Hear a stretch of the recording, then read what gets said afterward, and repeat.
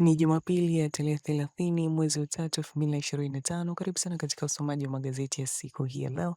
Mimi ni Jacob Martin. Nianze na gazeti Habari Leo. Habari kubwa nasema mashirika ya umma yaguswa uchaguzi mkuu.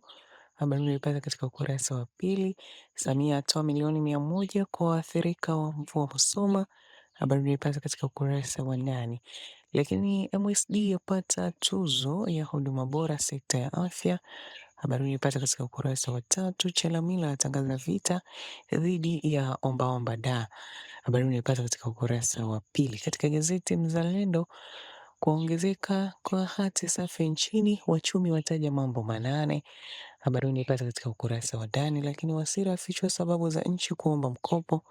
Ukurasa wa pili. Masauni yaanika mikakati ya nishati safi kwa mabalozi. Ukurasa wa 3. Lakini kauli mbiu mpya CCM yaivutia NCCR mageuzi. Ukurasa wa 3.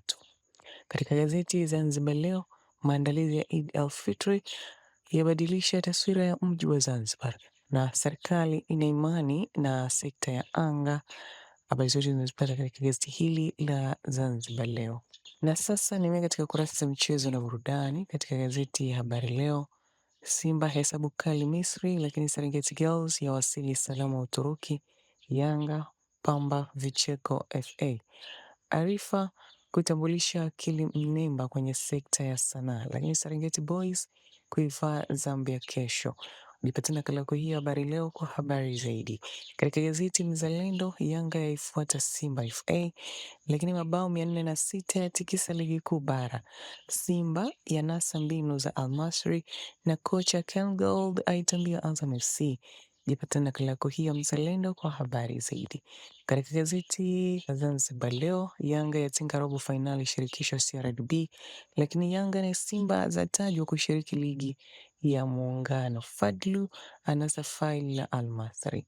Habari zote zinazipata katika gazeti hili la Zanzibar Leo. Mtazamaji, endelea kufuatilia mitandao yetu ya kijamii ya Instagram, Facebook na X kwa jina la Sats Media. Ulikuwa na mimi Jacob Martin na nikutakie siku njema.